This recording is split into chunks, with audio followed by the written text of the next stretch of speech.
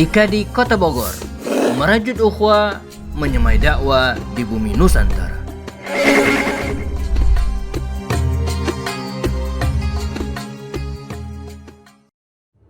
Assalamualaikum warahmatullahi wabarakatuh. Alhamdulillahi wa kafa.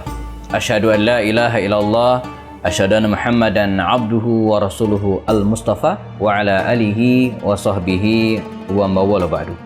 Para pemirsa dimanapun berada, kita berjumpa lagi di kajian online bersama saya Happy Andi Bastoni. Dan kita bersyukur hari-hari ini kita sudah menapaki bulan Sya'ban, ya.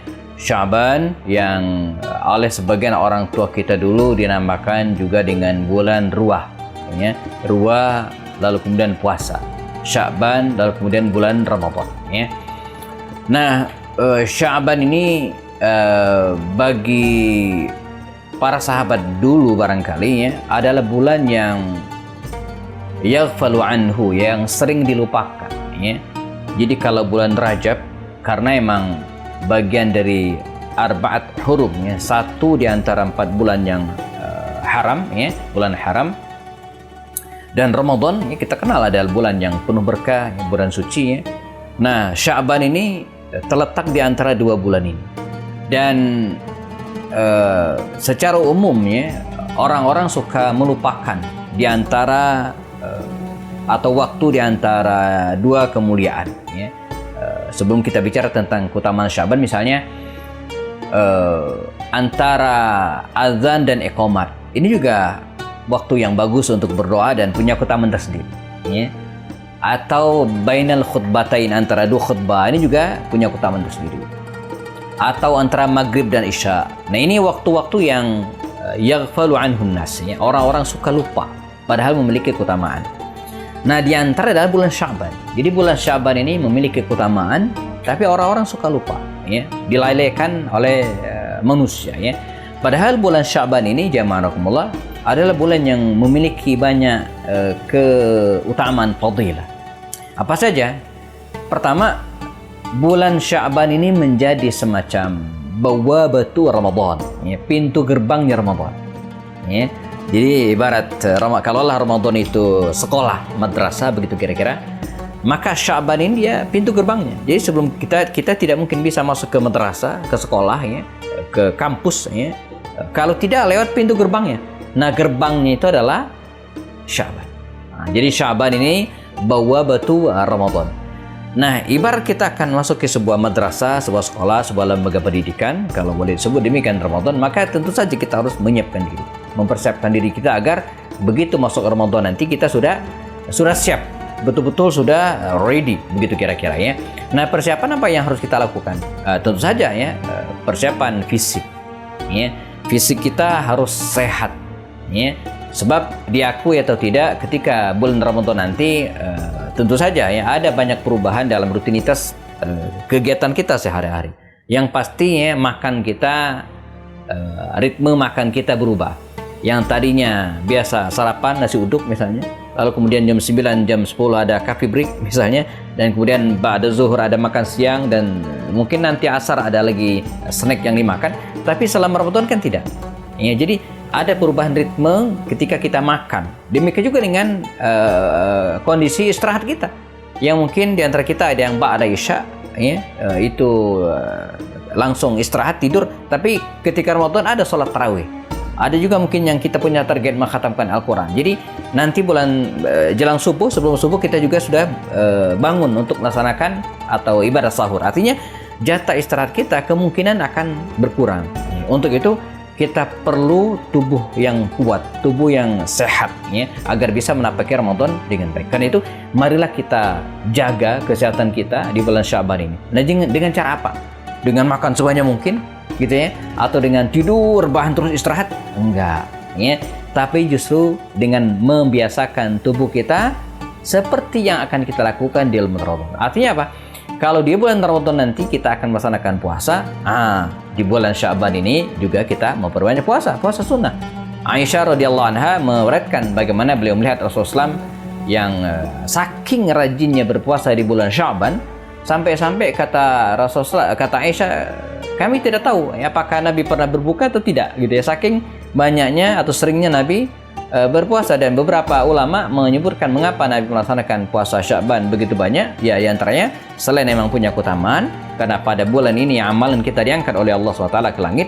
Selain itu juga barangkali Nabi menemani istri-istri beliau, keluarga beliau yang perempuan melaksanakan puasa, mengqadha puasa yang sebelumnya. Ini juga perhatian bagi ibu-ibu sekalian yang coba jangan dievaluasi lagi.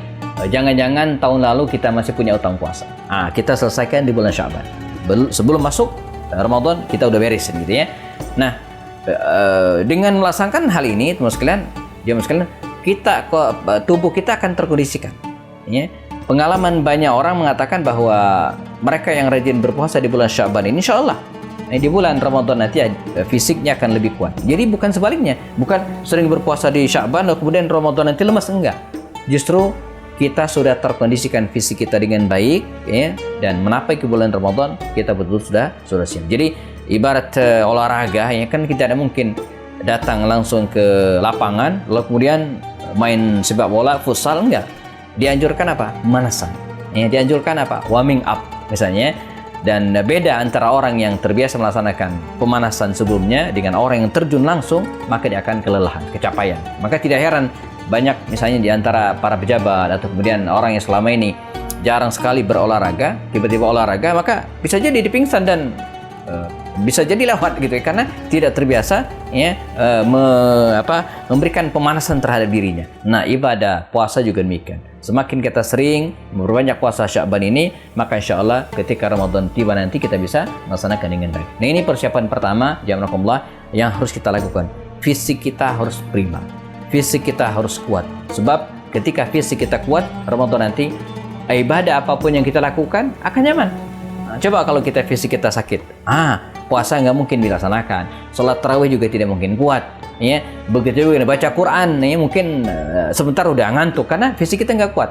Jadi jaga fisik kita dengan baik pada bulan Sya'ban ini, diantara dengan cara memperbanyak puasa sunnah, Senin, Kamis, puasa Daud. Bagi yang sanggup silakan puasa. Selang-seling ya, hari ini puasa, hari ini besok tidak, dan seterusnya. Ini puasa Daud ya. Nah, kemudian persiapan yang lainnya di bulan Sya'ban ini dalam menghadapi bulan suci Ramadan adalah persiapan keilmuan. Ya, jadi bagaimana kita menyiapkan ilmu ya, baik tentang keutamaan Ramadan misalnya, atau tentang keilmuan dalam hal ibadah. Ya. Maka silakan laksanakan kajian-kajian pra Ramadan. Jadi kita ada tradisi tarhib Ramadan. Jadi dianjurkan tarhib Ramadan ini ya mesti jangan sekali. Nah, bisa 2-3 kali di masjid gitu ya. Nah, di masjid 2-3 kali dilaksanakan dengan berbagai rangkaian tema. Ya, jadi selama ini kita tarhib Ramadan biasanya hanya sekali, dan itu isinya cuma hahaha hihi, ketawa ketiwa doang ya, makan-makan kue pulang ya. Jadi ketika ditanya apa sampaikan Ustadz tadi, nggak tahu ya, yang lucunya aja yang ingat ya. Tapi tidak, kita harus menyiapkan ilmu kita sehingga ketika Ramadan nanti tiba kita betul-betul bisa melaksanakan dengan baik. Nah, apalagi kita akan bahas setelah yang berikut ini. Tetap bersama kami dan jangan kemana-mana, kami akan kembali setelah yang satu ini. Assalamualaikum warahmatullahi wabarakatuh. Insyaallah Ika di Kota Bogor siap menemani hari-hari Anda dengan video-video inspiratif, tausiah dan penuh hikmah.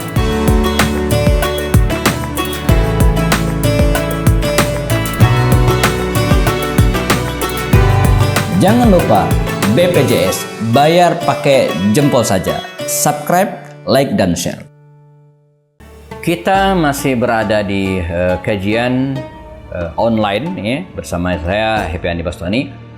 Kita sedang bicara tentang keutamaan Sya'ban dan persiapan menyambut bulan suci Ramadan. Ya. Sebelumnya kita jelaskan bahwa di antara yang harus kita siapkan dalam menghadapi bulan suci Ramadan selama bulan Sya'ban ini adalah persiapan fisik.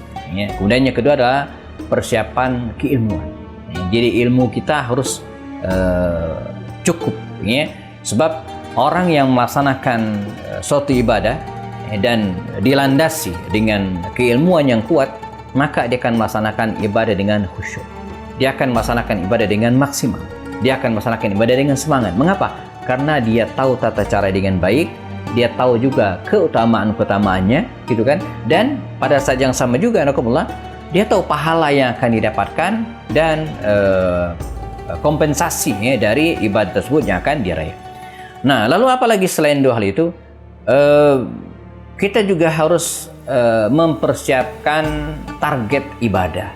Apa maksudnya? Seiring dengan waktu, ya, tanpa kita sadari kadang waktu berlalu begitu cepat. Ramadan sebulan tahu-tahu sudah selesai. Jadi kalau kita tidak membuat target dari awal, nah ini mumpung masih bulan Syaban, ya, tidak menyiapkan target-target dari awal, maka bisa jadi ibarat kita naik kereta, maka walaupun kita duduk di situ 1 jam 2 jam di kereta, tahu-tahu udah lewat stasiunnya gitu ya, bablas. Nah, banyak di antara kita yang seperti itu. Jadi begitu Ramadan tiba, karena memang tidak ada target, ya maka dia lewat begitu saja, sehari lewat, tahu-tahu 30 hari atau 1 bulan selesai, tidak ada yang kita dapatkan. Bahkan nauzubillah ya, jangan sampai kita masuk seperti orang-orang yang disabdakan Nabi, kam min sha'imin laisa lahu min siyamihi illa al-ju'i wal 'atas. Yang betapa banyak orang yang berpuasa tapi tidak mendapatkan apa-apa dari puasanya, lewat begitu saja, illa al-ju'i wal 'atas, kecuali lapar dan dahaga saja. Tidak, karena itu kita harus membuat teman-teman sekalian target-target ya. Target apa? Target dalam hal ibadah misalnya, pastikan saum Ramadan kita sempurna, kita targetkan ya. Kemudian yang kedua misalnya target tilawah ya. Dalam sabda Nabi mengatakan iqra'al Qur'ana fi syahr, ya, baca Al-Qur'an, khatamkanlah minimal sekali dalam sebulan ya. Jadi kita siapkan one day one juz ya, atau bahkan lebih dari itu ya kalau bisa ya.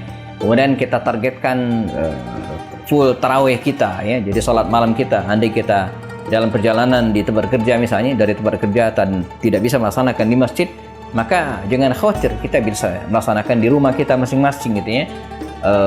Tapi lebih utama di masjid kalau memungkinkan ya. Apalagi target sedekah ya. Karena di antara ibadah yang dianjurkan Rasulullah SAW dan disebutkan para sahabat ya, adalah sedekah. Ya, Nabi itu ya, adalah orang yang paling dermawan. Tapi di bulan Ramadan beliau lebih dermawan lagi. Nah, itu target-target ibadah atau target produktivitas ya, biasa juga kita buat ya, membuat target produktivitas. Apa misalnya, Ramadan ini saya harus menghatamkan sekian banyak buku. Nah, kita siapkan bukunya, kita taruh di meja kita ya. Nah, ini buku yang harus saya khatamkan ya. 3-4 buku, dan dengan membuat target itu maka kita akan berupaya ya. Atau misalnya target produktivitas juga bagi teman-teman yang aktif di dunia media sosial ya, juga demikian. Target bulan ini saya harus membuat 30 konten Instagram misalnya. Tentu saja konten-konten yang positif gitu kan. One day one posting, satu hari satu postingan tentang konten dakwah ya, konten kiat atau share yang lainnya ya, yang bermanfaat bagi orang banyak. Nah, ini menargetkan apa? Target produktivitas, sehingga jangan sampai Ramadan berlalu lalu kemudian kita merasa lemas ya, lapar, lalu kemudian akhirnya kita tidak melakukan apa-apa kecuali lapar dan dahaga saja. Tidak ya. Buat target ibadah tadi contohkan, dan juga apa? Target produktivitas, ada karya. Ya, ada karya. Begitu Ramadan selesai, ada sesuatu hal yang baru yang kita hasilkan selama Ramadan tersebut. Jadi dia tidak begitu lewat begitu saja ya. Karya yang bisa dimanfaatkan oleh orang banyak atau mungkin diri kita sendiri. Ya, selain menghatamkan Quran atau menghafal dan seterusnya ya, atau membaca, membuat sebuah proyek bersama, atau misalnya menginisiasi kegiatan-kegiatan sosial, ya, menghimpun dana, membebaskan lahan untuk tahfiz Quran dan seterusnya. Ini target-target yang bisa kita raih ini dan bisa kita rencanakan di bulan Ramadan ini ya. Sehingga sekali lagi ketika Ramadan datang kemudian berlalu mengalir ya, kita tidak lewat begitu saja ya. Ada hal baru yang kita dapatkan. Nah, kemudian yang berikutnya, Ramadan ini juga harus kita jadikan sebagai momentum ya, dakwah. Nah, ini mungkin yang terakhir ya. Sebab diakui atau tidak, bulan Ramadan atau pada bulan Ramadan sebagian besar manusia atau khususnya kaum muslimin ya, mengalami peningkatan dari aspek spiritualitas ya. Yang tadi nggak sholat sholat, yang tadi nggak pernah puasa, yang tadi nggak baca Quran jadi rajin baca Quran. Jadi diprediksi, diperkirakan pada bulan Ramadan ini ya hampir semua kaum muslimin atau mungkin di luar sana gitu kan mengalami peningkatan secara spiritualitas ibadahnya. Nah, ini bisa kita manfaatkan untuk berdakwah. Ya.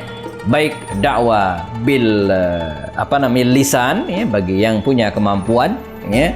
Makanya kami dari teman-teman IKADI dan beberapa ormas Islam ya, di antara programnya adalah membuat atau menyiapkan program-program dakwah ya, baik mengisi kajian-kajian di masjid-masjid atau membuat tayangan-tayangan bermanfaat seperti ini.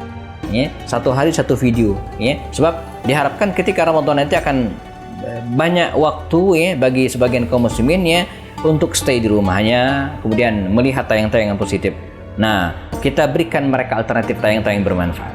Ya, ini sebenarnya dakwah dengan lisan. Ya, bagi yang memiliki kemampuan ceramah. Ya, nah bagi yang memiliki kemampuan yang berbeda, misalnya menulis, maka tulis, ya, tulis. Ya, ke hari ini luar biasa. Siapapun bisa menjadi penulis. Manfaatkan media sosial yang ada, gitu kan? Manfaatkan fasilitas yang ada ya. Jadi sekarang ada Instagram, ada Facebook, mungkin yang punya TikTok monggo silakan dimanfaatkan. Artinya apa? Jadikanlah Ramadan ini sebagai syahrul dakwah ya, momentum kita untuk mengajak orang untuk melakukan kebaikan yang lebih dari biasanya.